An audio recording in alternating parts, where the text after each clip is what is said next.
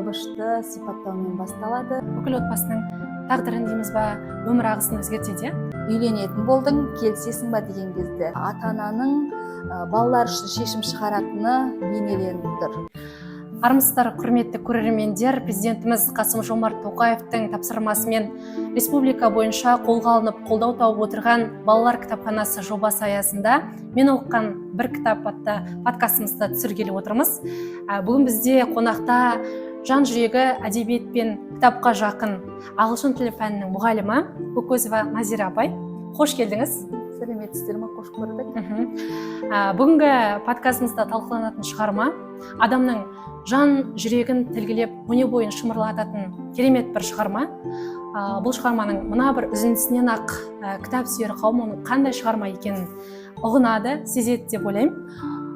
Ол үзінді: бұл қабірде өршіл мақсат пен үлкен арман иесі жатыр.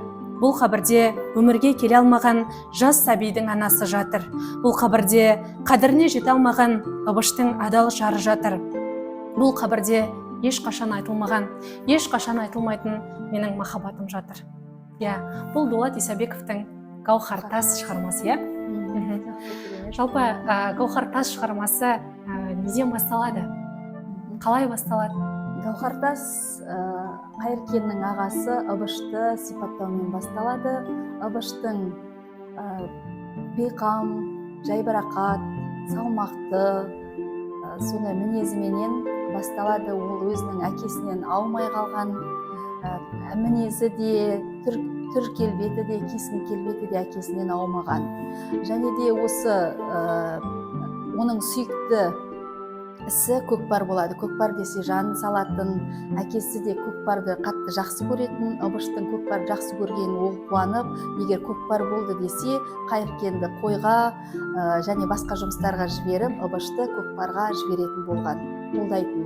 Бірақ Ыбыш сондай салмақты, бейқам, жайбарақат болатын. Мысалы, қойға қасқыр шапты деген кезде ол орнынан қозғалып атын ерттеп болғанша қойды қасқыр шауып жеп кетеді дейді, соның орнына мен кететінмін деп Қайыркен өзі айтатын болған. Әкесі осы кімнің, Ыбыштың жайбарақаттығын жақтырмайтында, бірақ басқа жағын мақтан тұтып отыратын болған. Ал екінші баласы Қайыркенді бұйрабас, желікпе деп, ондай бір керемет жақтыра бермейтіндігі сипатталады. Және ол шешесіне ұқсайтын болған, ақ көңіл, ақ жүректі, мейірімді бала болған. Шешесі сияқты, ал Ыбыш әкесі секілді болды.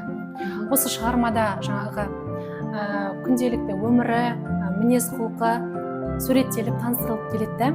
Бір оқиға жаңағы бүкіл отбасының тағдырын дейміз ба, өмір ағысын өзгертеді. Ол сол ертеңгі күні Қайыркен оқуға кететін болады да, шешесі дайындап отырады. Сол кезде әкесі бір алыс сапардан келіп, оларға бір жаңалықты естіртеді да, Қайыркенді сыртқа шығарып жіберіп, отбасына жаңалықты жеткізіп, үйге кірген кезде Қайыркенге кімге Ыбыш қайтады: осылай сен үйленетін болдың, келісесің ба деген кезде жай ғана жарайды, енді сондай уақыт келсе келісемін деп жайбарақат. Қайыркеннің үйге кірген кездегі естіген сөзі Ыбыштың бопты, не де болса көреміз деп жай бір дүниені шешімді қабылдағандай қабылдай салуы. Бұл енді сол замандағы махаббаттың болмағандығы, сол уақытта ата-ананың балалар үшін шешім шығаратыны бейнеленіп тұр.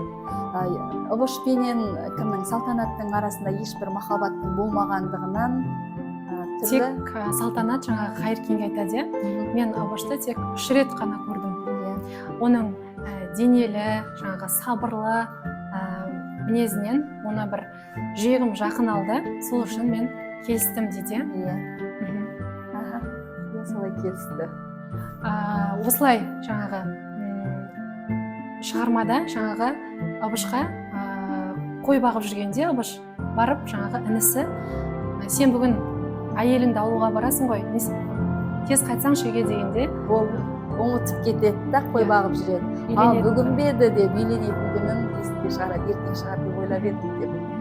Сондай жайбарақат, бейғам қарағандығы үйленудің орнына. Сосын керемет шығарма бұл жерде. керемет көрініспен жаңағы табиғатты суреттеуі, адамдардың тойға деген қуанышы, беташардағы 40 күн тойын 30 күн ойын жасайтын қазақ деген сияқты келтіріп, осылай той аяқталып жаңағы 3 күнге созылады тойлары. күйбең тірлікке ары қарай қадам басады. Сол үйге салтанат келген кезінде Қайыркен сипаттайды: біздің үйге келген көктем секілді болды, бізге қуаныш, шаттық алып келді салтанат деп қуанады жеңгесінің сондай әдемі, әдепті, ақ жүректі, кеңпейілді болғанына және анасына сондай қолғанат, қолғабыс болғанына қатты қуанады. Қайыркен автор ғой өзі. Баяндаған кезде менің арманымдағы жеңгем деп өзінің жүрегіне, жанына жақын алады. Өйткені анаман бір ауыз сөз қайтармайды. Жаңағы мен істей салам, маған бере салыңыз. Анам кейін де істеп үлгересің ғой, бәріне жүгіре бермесеңші дегенде, жоқ, қазірден істеп үйренейін деп, бәйек болып ас үстіне түсіп, жаңағы керемет келін, керемет жеңге болып, солай жаңағы сипатталады. Және де бұл ары қарай жалғасын тапқан кезде Ыбыш бірақ әйеліне әйел ретінде қарамайды, қатал болады. Тек әйел бәрін істей беру керек деп, мысалы, құдықтан су алған кезде де, шығарманың жаңағы ең өзекті дейміз ба, ең бір жүрекке бір ауыр тиетін жері ол жаңағы Ыбыштың сезімге деген жаңағы ашық еместігі, әйелге деген құрмет жоқтығы. Мүмкін бұл қалай ойлайсыз, сүйіп қосылмаудан деп ойлайсыз ба, жоқ әлде балаға берілген тәрбие, қазақи тәрбиеден деп ойлайсыз ба? Бұл балаға берілген қазақи тәрбиеден деп ойлаймын. Егер ұнататындай болса, келген әдемі әйелін ұнатар еді. Енді әкесінен берілген тәрбие болғандықтан мүмкін аса алмаған шығар деген ойдамын. Жаңағы құдықтан су алып жатқан кезде де бір Ыбыштың әйеліне деген қарым-қатынасы қандай екенін өзі айтып кетеді. Бейнелеп кетеді ғой ол жерде де. Өзі алып денелі болса да әйеліне сондай ауыр суды құдықтан қолмен тартып алып жатады. Сол уақытын көруге болады. Өзі түйені суарып, жайбыраққа тұрады. Сол кезде Ыбыш барып, әйеліңе жаның ашымай ма? Өзің алсаңшы дегенде, өлмейді ғой деп. Зілді даусымен бір аржағындай суық. Істесін, ол да адам баласы ғой деп жұмыс еткізеді. Сол кездегі салтанаттың ана бір сөзі жүрекке жылы, өзінің таза адам екені көрініп тұрады. Бір зілді, ешқандай зілі жоқ, реніш жоқ. Жаңағы жауап қайтарады қайнына: осы мені темір деп ойлайды ғой деймін деп ше. Мүмкін оның орнында басқа елдер болса, жаңағы ұрыс-керіс деген сияқты дүниелер орын табушы еді ғой. Ал бұл жерде гауһар тас деп алған салтанат шынымен де гауһар тас, жүрегінде, жанында ешқандай кір жоқ, бір күйеуіне деген қанша мейірімсіздік көрсетіп тұрса да, тап-таза бейкүнә қабылдайды да бұның бәрін, кіршіксіз таза. Шығарма осылай жалғасады да, жаңағы мына бір дүние бұзады ғой, бір мал үшін, біреудің өпілеп, әлпештеп отырған қызын. Өте жаныма ауыр бір сондай ауыр нелердің оқытатындай бір сәттер болды. Кітапты оқып отырған кезде толқып бірге жыладық. Өте ауыр еткені, ондай гауһар тас салтанаттай қызды ондай бір мал үшін дүниеге қию. Кім Қайыркен қой бағып жүрген кезде біреудің аттылы біреудің келе жатқанын көреді, және бұл кім екен деген кезде бір түлкі қуып келе жатқан біреуді көреді да, қараса бұл салтанат екен. Бұл қалай атты алды деп ойлайды да, артынан қуып барады. Сол кезде ол кім Ыбыштың атын рұқсатсыз алып кетеді. Осыдан бастап сол оқиға болады емес пе? Ыбыш ол атын тіпті әкесіне, Қайыркенге де бермейтін, көкпар тататын керемет бір аты деп сипатталады ғой бұл жерде. Соны рұқсатсыз кетеді. Сол кезде неге рұқсатсыз алдың, енді Ыбыш не істейді ғой, ұрсады ғой дегенде, не қылады ғой дейсің, бір ренжіп қояды деп, ол ештеңе ойламай тұрады. Ыбыштың барып ұрыс не істейін деп ары қарай кетеді ғой. Сол кезде Қайыркен сезіп келеді жүрегімен. Үйге келген кезде жаңағы мына атты сен міндің ба деп әкесі айтқан кезде иә мен деді да, кейін ол атты сен неге рұқсатсыз аласыңдар, білесіңдер ғой ол ат жылқы ол үшін бір дүниенің құны екенін ғой еді ғой деген кезде жүрегі сезеді, не болғанын, не болды деп салтанат іздейді, жүгіріп кіреді. Әке шешесінен сұрайды. Шешесінен сұраған кезде нең бар еді оның атында, басқа атты да мінсең болар еді ғой деп анасы жылаған кезде сезіп жүгіріп бөлмеге кірген кезде, үйге кірген кезде Салтанат көрпені жамылып жатады, көрпені жылап жатады, ашып қараған кезде қамшымен ұрған бетінде қамшының іздері жатқанын көріп ашуланып кетеді да, қолына пышақ алып осы ат сенің құның болды ма, неге осындайға бардың, мен сен қазір осы атыңды бауыздап тастайын деп кетеді ғой. Сол кезде әкесі ұрсып тастайды. Ашуланып бұндай неге барма, қазір атты жарып тастайын, одан не өзгереді, болары болып бояуы сіңді ғой деп әкесі тоқтатады. Және осыдан кейін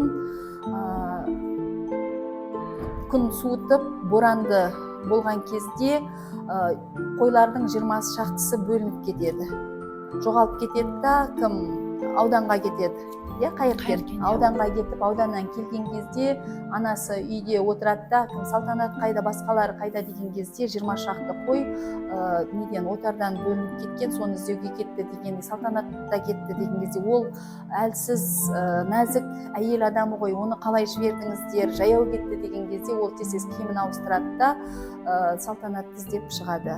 Обыш жіберген болады сол кезде. Ол енді несінен көрген таяғынан соған ызаланып, жүрегінде қалған жара, ыза, кек,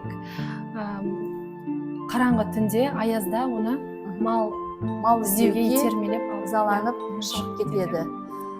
Және де іздеп таппайды да, одан атпенен шығады, киімін ауыстырып атпен шығады да, содан біраз жүргеннен кейін бұл адасады, қай бағытта қай жақта жүргенін білмейді. Кейін алдынан бір үлкен қарауытқан нәрсені көреді. Сол кезде бұл некен үйіліп тұрған шөп, мая шөп екен деп жанына барған кезде біледі, бұл жерде үлкен мола бар екен, бейт деп айтамыз ғой, зират деп айтады.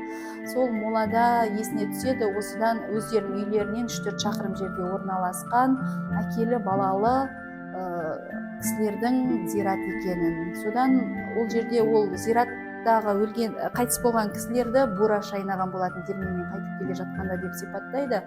Одан кейін ол кіруге қорқады, былай жай күндердің өзінде де әке шешесі жіберген кезде ол жерге жақындамауға қорқатын болған.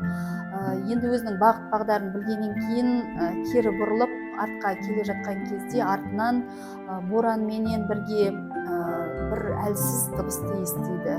Ол жерде желдің дыбысы ма, жоқ әлде бір ұлыған қасқыр ма, жоқ әлде біреудің ыңырсыған дыбысы ма, өзі шошиды да артқа бұрылып қайтадан қорықса да сол зираттың ішіне кіреді. Зираттың ішіне кірген кезде бір нәрсе жыбырлаған біледі да, кірген кезде бір жылулықты сезінеді. Сол жылулықты сезініп ішіне кірген кезде қойларды байқайды да қуанып кетеді. Қойлар да оны естіп маңырап сала береді. Біреу қорқады дейді ғой, қойдың да жаңағы адам сияқты қуанатын сезімталдығы бар екен ғой, о жарықтық деп сол кезде таңғалады. Сол қойлардың арасынан жаңағы кірген кезде аяқ шалынып құлайды ғой бір нәрсеге.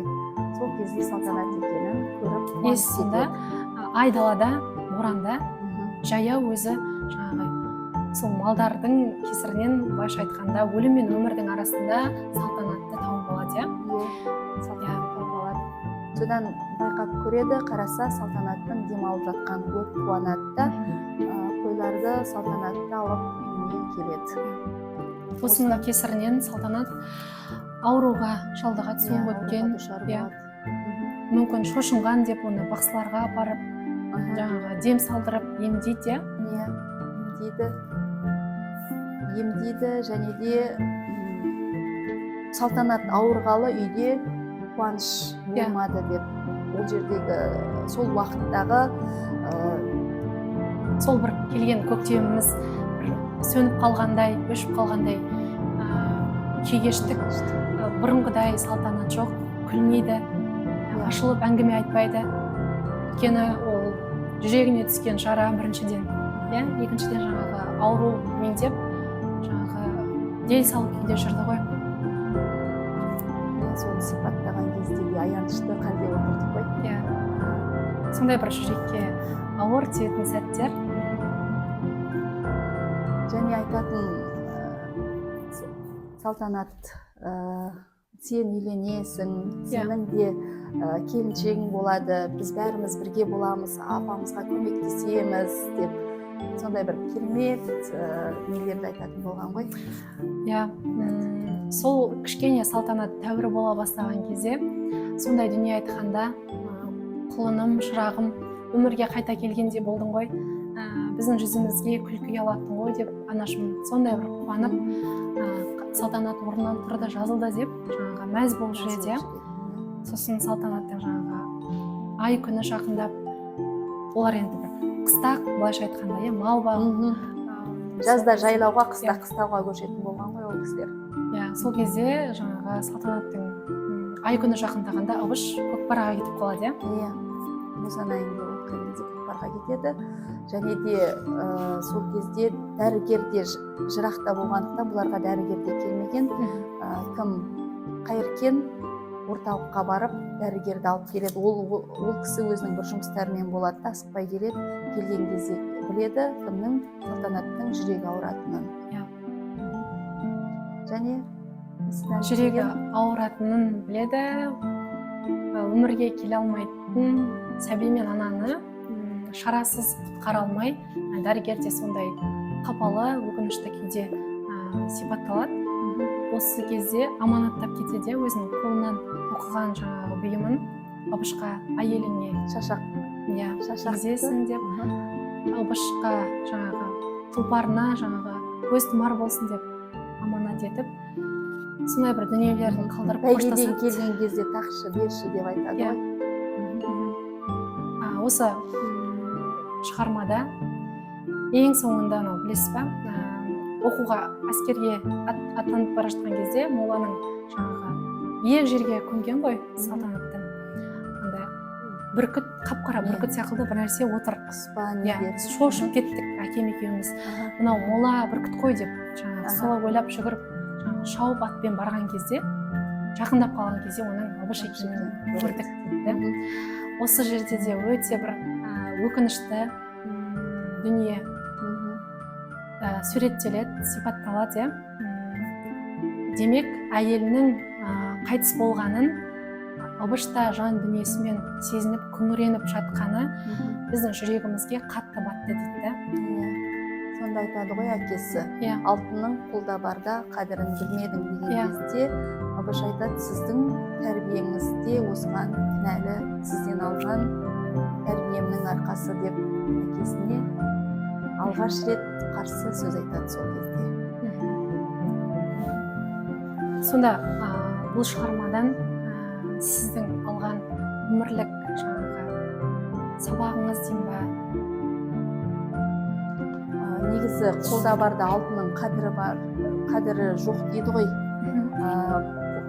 Жанымыздағы жандарды сыйлай білейік, құрметтей білейік, және де бұл шығарма қазір өзекті деп айта аламын, себебі бұндай әрбір отбасыда кездесетін дүние негізі.